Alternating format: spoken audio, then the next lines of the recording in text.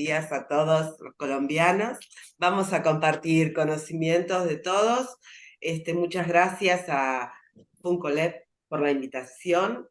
Reitero entonces mi agradecimiento y mi saludo a todos los que están en esta reunión para hablar de un tema en el cual yo trabajo hace más de 20 años.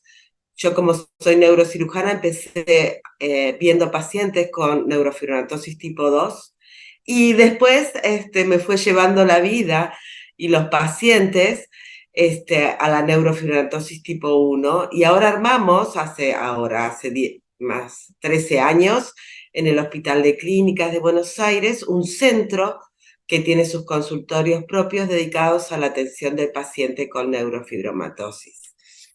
Bien, entonces, como sabemos, es un grupo de entidades genéticas que dan lugar a la formación de tumores del sistema nervioso central o periférico. Hay varios tipos. Este es el centro de neurofibromatosis y también hemos armado otro centro oncológico para ese pequeño grupo de pacientes que tienen estos tumores que se malignizan.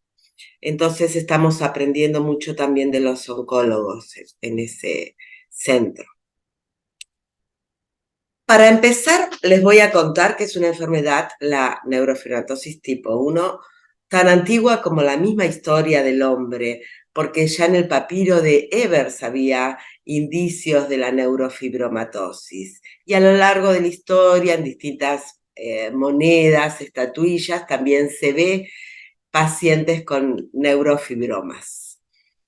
Una de las momias incas encontradas tenía un neurofibroma en la pelvis y es Friedrich von Recklinghausen el primer autor en presentar una tesis observando que estos tumores provenían de los nervios, ¿sí? Era el origen neural de los neurofibromas. Por eso la neurofibromatosis tipo 1, ustedes también la pueden conocer como enfermedad de von Recklinghausen.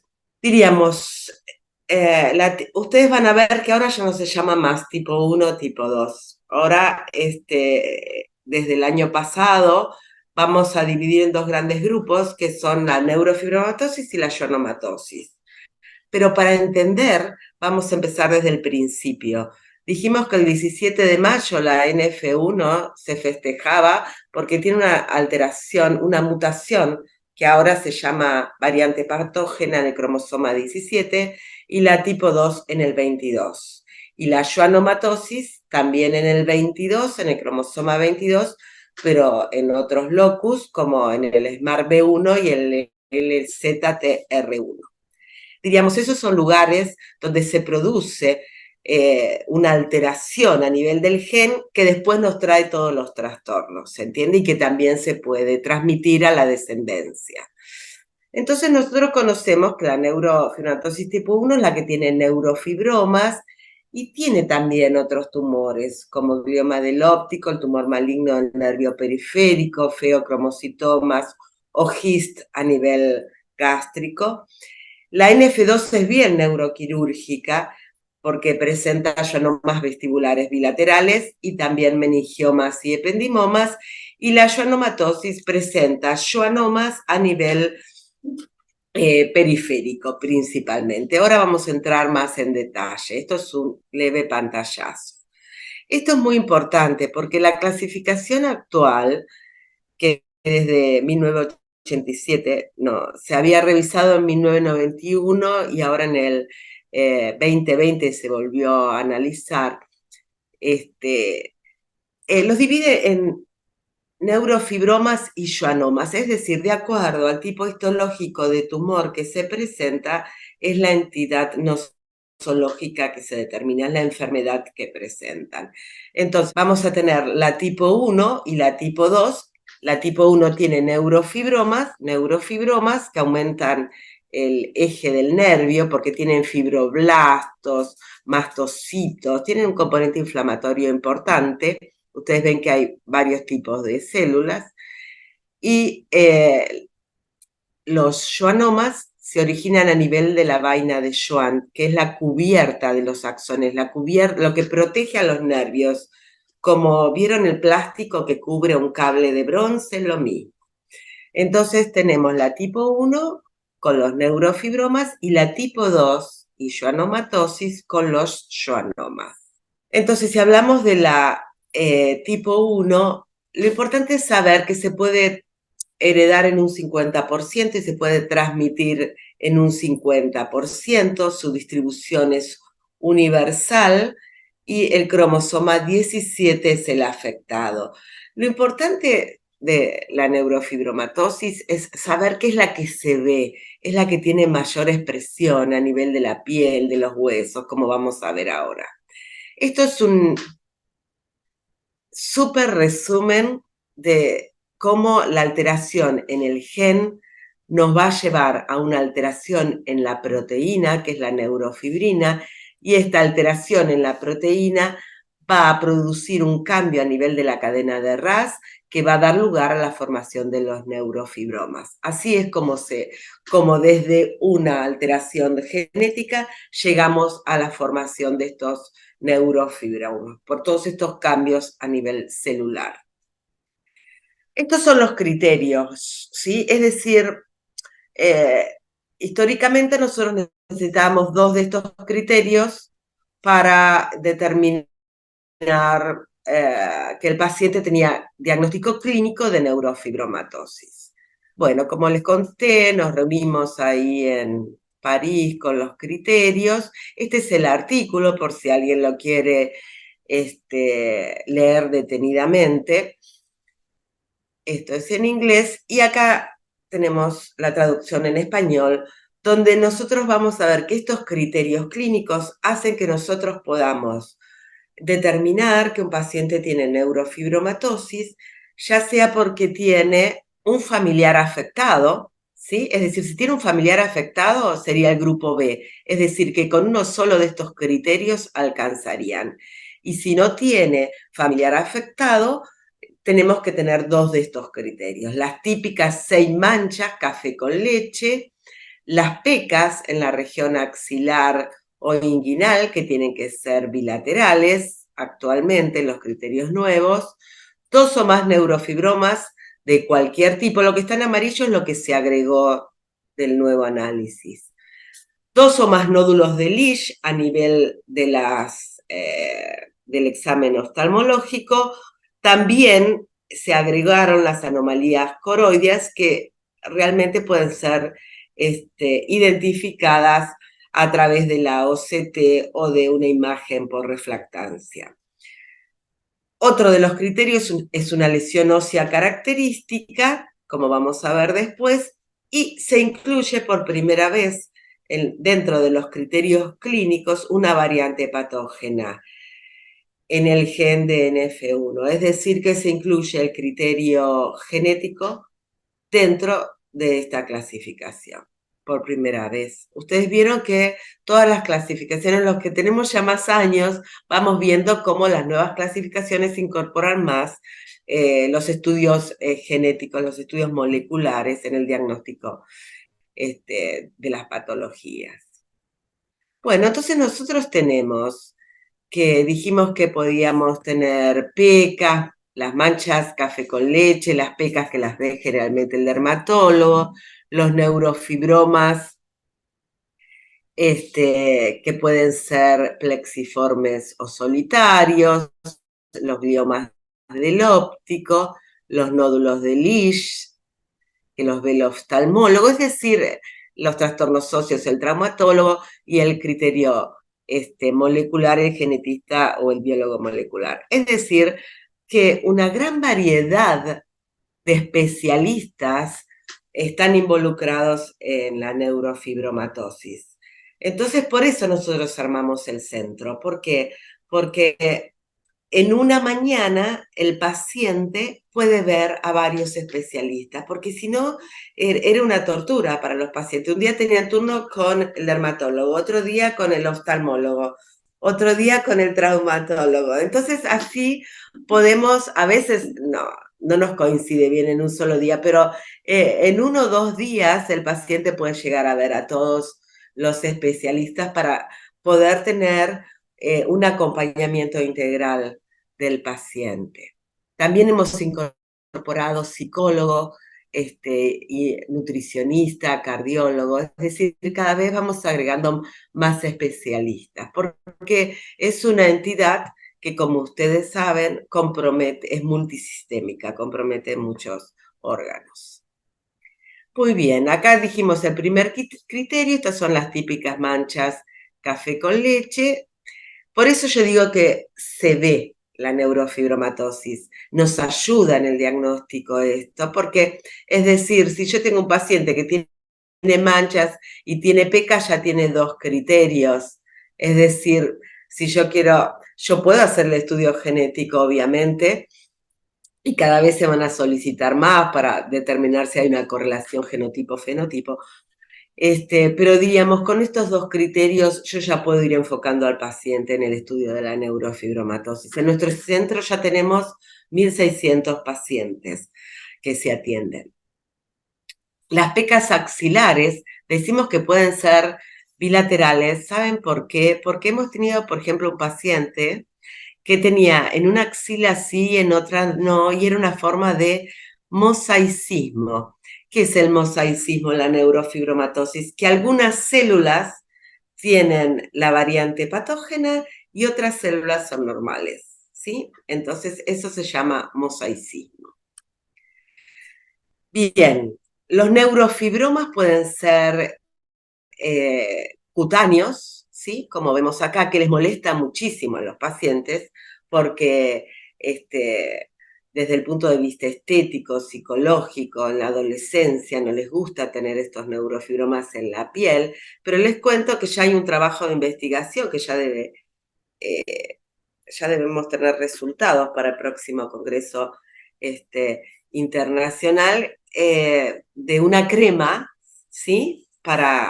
Que están haciendo en Estados Unidos y en Europa para estos neurofibromas. Así que siempre hay que tener esa luz de esperanza para este tipo de entidad. Bien, necesitamos por lo menos 2 neurofibromas típicos o solitarios, como ustedes ven, o uno plexiforme. Estos son los solitarios que involucran a un nervio periférico. Esta es la resonancia que le pedimos para si el paciente tiene mucha clínica, mucho dolor o el neurofibroma está creciendo, nosotros le pedimos una resonancia para ver si es quirúrgico o no, entonces lo interconsultamos con el equipo del doctor Sokolowski, que es el que hace el cirujano de nervios periféricos. Y ustedes como ven, en la resonancia se puede advertir si tiene relación con los vasos, si no, si es heterogéneo o no, porque hay algunos indicios de cuando se está malignizando que uno puede determinar por la resonancia. Lo importante para tener en cuenta es que siempre hay que controlar cuando uno tiene un neurofibroma que aumenta de tamaño o que duele, o las dos cosas, debe consultar a su médico, porque posiblemente sea de indicación quirúrgica y hay que descartar que tenga algún foco de malignización. Muy bien. Entonces, ahora vamos con los plexiformes. Estos plexiformes realmente los pacientes con plexiformes superficiales sufren mucho los pacientes porque les da cierto grado de desfiguramiento. Entonces, siempre hay que apoyarlos con psicoterapia, con psiquiatría. Hay pacientes que realmente tienen un cuadro depresivo. Bueno, hay que acompañar bastante ahí. Y estos plexiformes profundos son los más tramposos, les diría yo. ¿Por qué? Porque si bien todos estos neurofibromas son patología benigna, estos neurofibromas profundos son los que más fácilmente pueden llevar a una malignización, ¿sí? También algunos de miembros, por ejemplo, frontoorbitarios no hemos tenido nosotros en los 1.600 ningún caso de malignización, pero sí a nivel de miembro superior o miembro inferior, y estos profundos paraespinales. Es decir, estos aparte no los podemos ver, como podemos ver si tenemos un neurofibroma en el brazo. Entonces a estos les pedimos más estudios, le pedimos resonancia y en algunos casos le pedimos un PET con glucosa marcada para ver si tienen focos de malignización. Si llega a tener un foco hipercaptante de glucosa, se reseca el foco, aunque no sea con márgenes oncológicos, y así evitamos que el plexiforme se malignice. En los últimos años no hemos tenido, gracias a esta metodología, la aparición de tumores malignos en los pacientes seguidos y tratados, ¿no? Bueno, hemos tenido, en Argentina se aprobó hace muy poquito, este año, si no me equivoco, el selumetinib para el tratamiento de plexiformes inoperables en niños. Yo les recalco esto porque este, todos los pacientes consultan por la medicación y bueno, es una medicación un poco costosa, pero si se puede llegar a conseguir la indicación que la ADMAT, que es nuestra entidad que autoriza este tipo de medicaciones, es para niños, bueno, en Estados Unidos también está aprobado para niños y adolescentes con plexiformes inoperables, ¿sí? Esa sería la indicación precisa. Bueno, y nosotros vemos como los grupos que tienen investigación están detrás de nuevos fármacos todo el tiempo de la inmunoterapia para tratar de poder resolver. Ustedes fíjense que al principio de la conferencia yo dije que ya en el papiro de Evers, en los egipcios, había indicios de la neurofibromatosis y recién este año se aprueba un medicamento acá en Estados Unidos antes, ¿no? Para un tipo de tumor de la neurofibromatosis. ¿Me explico? Es decir, que vamos lento, pero vamos avanzando, ¿no? Ya vamos tratando las complicaciones, es decir, se ha mejorado bastante el tratamiento en estos pacientes. Bueno, también dijimos que tenían alteraciones los amartomas, que estos no tienen significado patógeno, sirven para el diagnóstico, los amartomas o nódulos de Lisch, y estas son así se ven como nubes blancas, las anormalidades coroideas, que también hay que pedir descartarlas al oftalmólogo. El glioma del óptico es una entidad que se ve frecuentemente en niños y que obviamente reduce la visión del nervio afectado. A veces es el quiasma o las cintillas y ya el déficit puede ser bilateral. Es decir, actualmente no se operan estos tumores a no ser que produzcan hidrocefalia, pero diríamos como estos pacientes están siendo tratados cercanamente, se pueden detectar en forma precoz y son del tratamiento médico. Bueno, las alteraciones óseas tenemos que puede ser una displasia de fenoides, que siempre en general, ustedes fíjense cómo el cerebro acá se adelanta a la órbita, es una displasia importante que ha prácticamente hecho desaparecer el techo de la órbita. Se acompañan de plexiformes frontoorbitarios en general, después el arqueamiento de la tibia, que nosotros enseguida se lo derivamos a nuestro, que puede producir fracturas, o pseudoartrosis de un hueso largo. También hemos encontrado pacientes con pectum excavatum, con displasia a nivel de la base de cráneo, con una cuadriparesia ingresó este paciente, y con la displasia, así se ve la displasia del efenoides.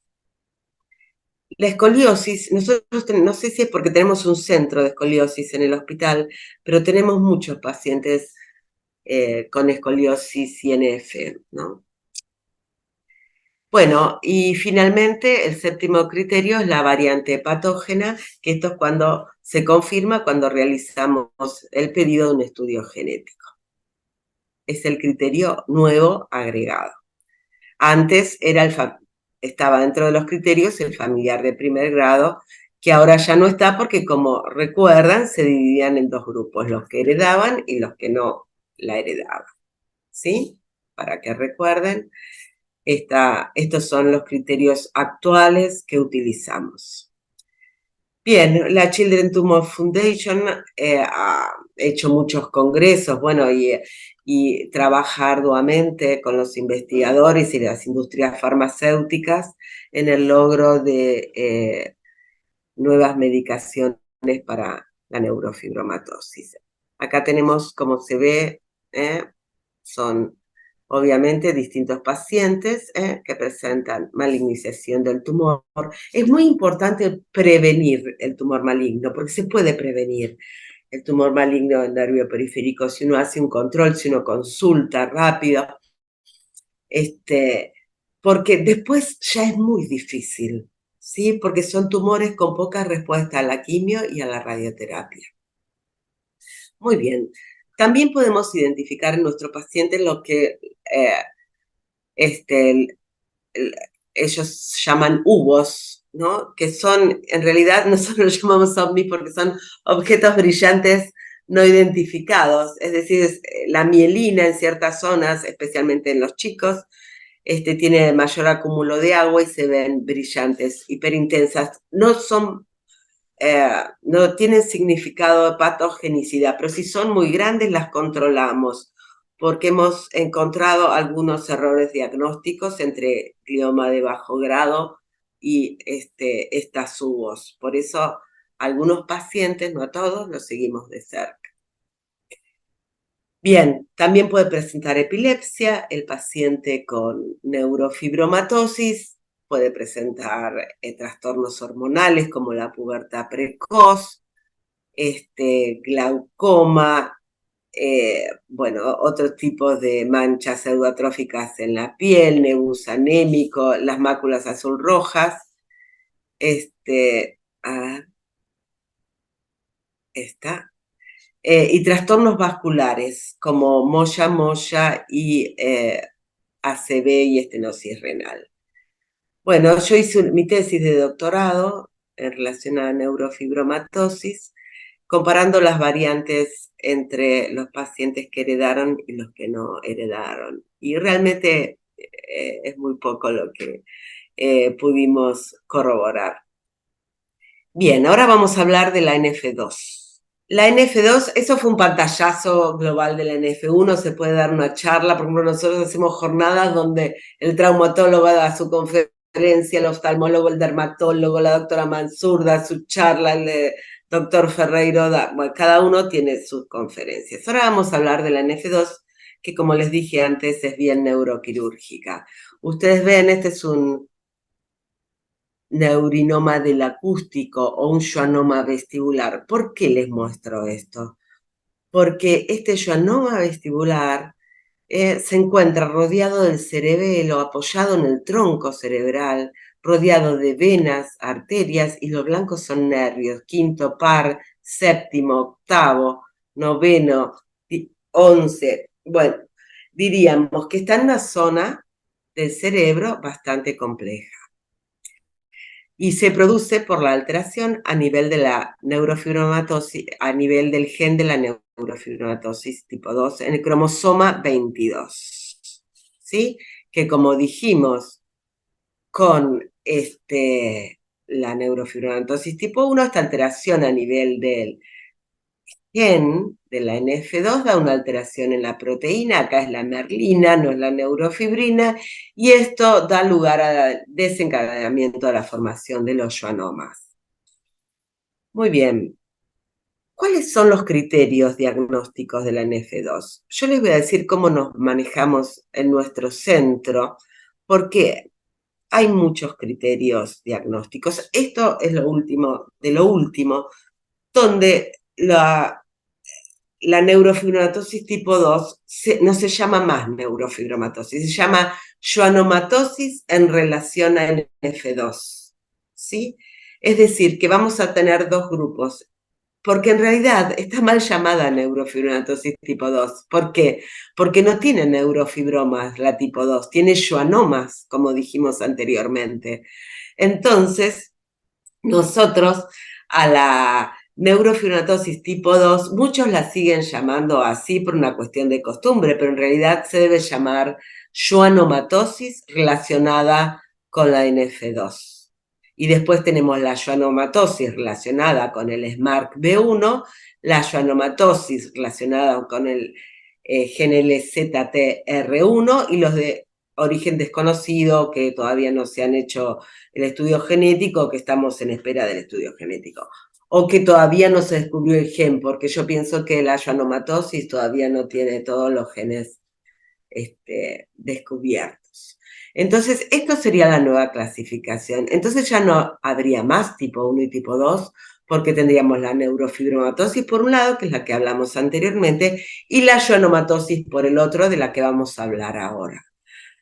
La schwannomatosis relacionada con el gen de NF2 se caracteriza por tener neurinomas del acústico bilateral, es decir, las células de Schwann, como dijimos, la cubierta del nervio vestibular superior o inferior, desarrolla un tumor que produce un síndrome vestibular que a veces pasa desapercibido, la inestabilidad, el mareo, y se empieza a notar cuando comprime el octavo par, que es el auditivo. Entonces da una hipoacusia sensorial, con caída primero de las frecuencias agudas. Estos tumores son bilaterales, es decir, que como dijimos, el paciente con NF1 se ve y el paciente con NF2 no escucha. ¿Sí? Es decir, en toda hipoacusia bilateral con caída a altas frecuencias debemos descartar una NF2. Como sabemos es infrecuente, pero se puede asociar además con meningiomas, no solo con schwannomas. Es una patología bien neuroquirúrgica, ¿no? Se puede asociar con meningiomas, acá tenemos un meningioma del cuarto ventrículo, con un schwannoma a nivel espinal, miren acá cómo está rosariado, ¿eh? ¿Sí? Un schwannoma a nivel de la fosa supraclavicular. Bueno, con múltiples. ¿Por qué? Entonces, ¿cómo estudiamos nosotros a estos pacientes? Con resonancia de todo el neuroeje. Algunos pacientes hay que repetírselas cada 6 meses y a otros todos los años tiene que tener resonancia del neuroeje, que es cerebro, columna cervical, dorsal y lumbar, y audiometría y loboaudiometría. En la piel pueden tener uno o dos manchitas, algunos tienen pelos, pero a nivel de la piel no dan como los neurofibromas, no son así tumores redondeados, sino que son placas, son placas dérmicas lo que se ve. Y a nivel de los ojos, que hay que cuidar mucho, porque un paciente que no escucha bien de los dos oídos tiene que ver bien. Entonces tenemos que rastrear muy bien si tiene una catarata por opacidad subcapsular posterior, amartomas retinianos o membranas epirretinianas. Esto se presenta en un 33% de las NF2. Es decir, que lo bueno de la NF2 es que todos los schwannomas son benignos, es patología benigna, mal localizada, ¿no? Porque está dentro del sistema nervioso central, pero, y ustedes fíjense cómo tiene múltiples locus, ¿eh? De inserción a nivel del facial. Muchas veces uno opera un schwannoma vestibular y recidiva, y uno dice, sí, lo saqué todo, pero ustedes fíjense, puede haber en los canales semicirculares, en el canal del facial, puede recidivar a partir de otras localizaciones dentro mismo del peñasco, ¿sí? Bueno, ¿y cuál es el tratamiento de la NF2? Obviamente, la consulta hay que hacerla con un neurocirujano.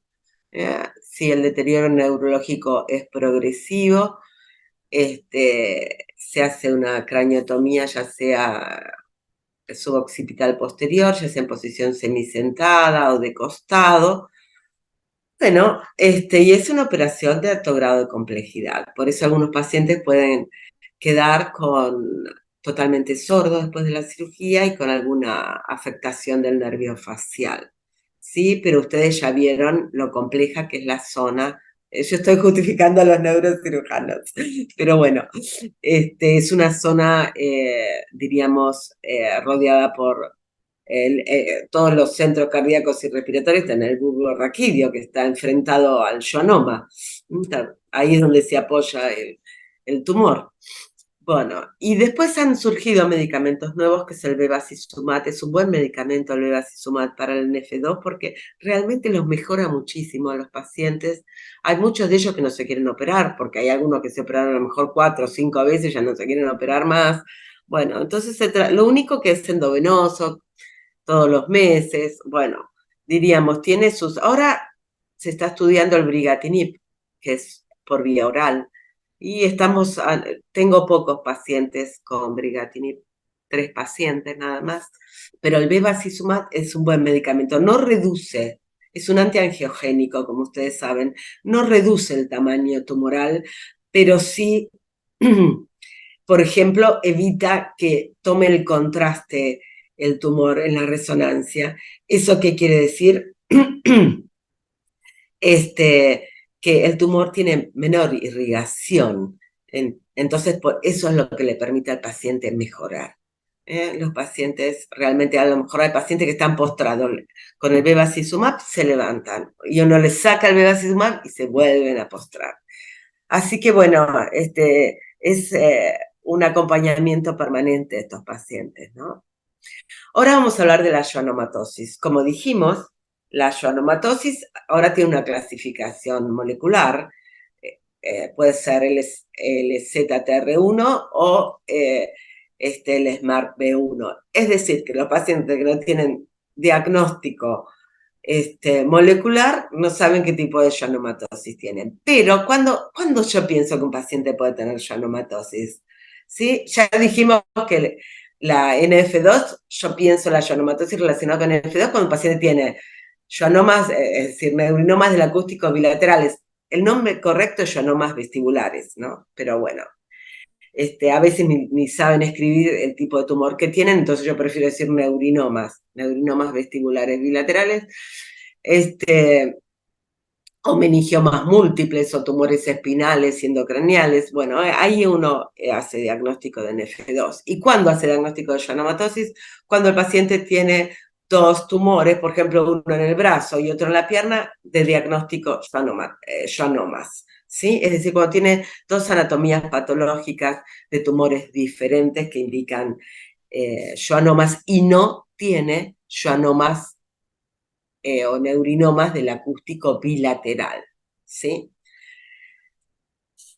¿Cuál es el síntoma principal de la schwannomatosis? El dolor, porque estos tumores nacen en vías aferentes, entonces estos schwannomas son de vías sensitivas, por suerte no son de vías motoras. Entonces, el paciente viene a la consulta por dolor, y estos schwannomas pueden ser espinales, paraespinales o de nervios periféricos. A veces puede haber un schwannoma vestibular unilateral, nunca bilateral. Y los genes comprometidos son el SMART-B1 o el ZTR1, ¿sí? Y la mayoría son esporádicos, ¿sí? Acá vemos cómo se ven, acá pequeños en la resonancia, pero a veces quedan mucho dolor.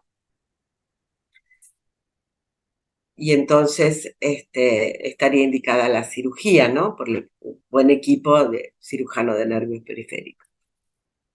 Bien, es decir, que con respecto a los criterios de la schwannomatosis, nosotros sabemos que estos criterios actualmente son moleculares. Es decir, y los criterios clínicos están dados cuando hay 2 schwannomas en lugares diferentes, ¿sí?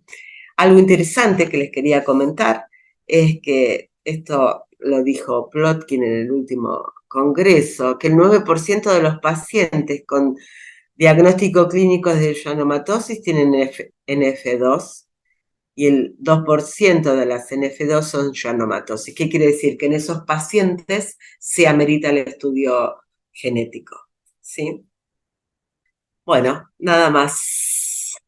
Bueno, muchas gracias a ustedes por darme la posibilidad de compartir este momento con todos ustedes. Muy amable, muchas gracias.